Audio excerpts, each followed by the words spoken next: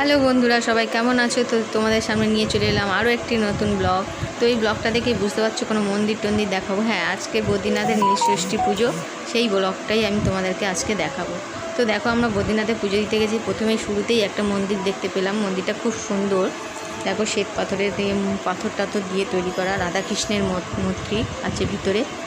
তো ওখানে আমরা একটু ঘোরাঘুরি করলাম। তো মন্দিরটা দেখো কি দারুণ, কিন্তু এত গরম যে ওখানে রোদ পড়ে সব গরম হয়ে গেছে।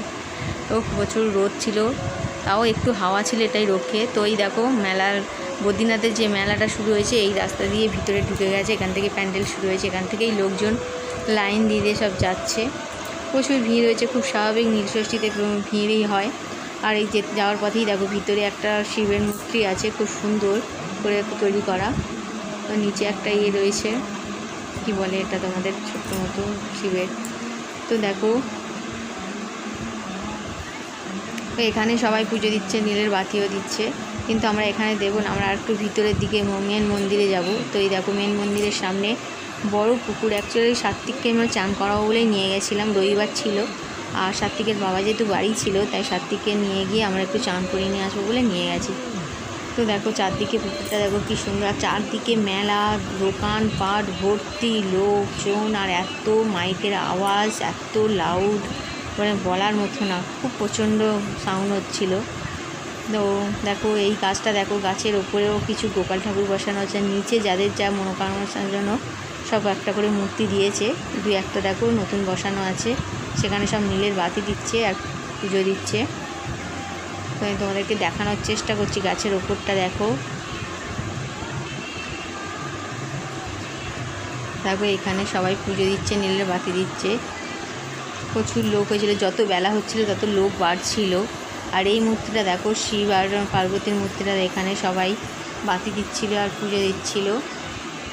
আর এই যে গাছটার মধ্যে যে যার মনস্কামনা লিখে ঝুলিয়ে দিচ্ছিল, বেঁধে দিচ্ছিল।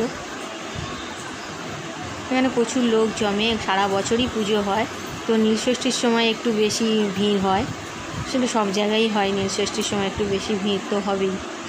তো এই মূর্তিটা দেখো, শিব পার্বতীর, সবাই ঘিরে ধরে পুজো করছিল। আর ওই যে মেন মন্দিরটা, ওখানে মোবাইলে ছবি তোলাটাও যাওয়া যাচ্ছিল না, প্রচুর ভিড় ছিল। আর জায়গাটাও জল টল সব ভিজে যাচ্ছিল, তো ওখানে আমি তুলতে পারিনি।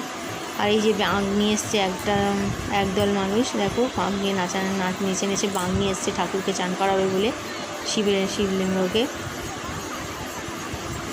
তো আমরা তো ভিতরে গিয়ে পুজো টুজো দিয়ে এসেছি, চান টান করে নিয়েছি, নিয়ে জাস্ট একটু ঘোরাঘুরি করছিলাম, তাই ভাবলাম একটু ভিডিও করে নিই। দেখো সবাই বাতি দিয়েছে, আমরাও দিয়েছি বাতি।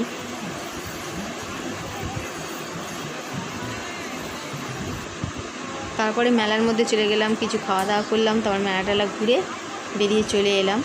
কারণ আর বেশি ঘুরতে ইচ্ছে করছিল না, গরমও লাগছিল, হাওয়া ছিল যদিও, তাও প্রচুর গরম ছিল।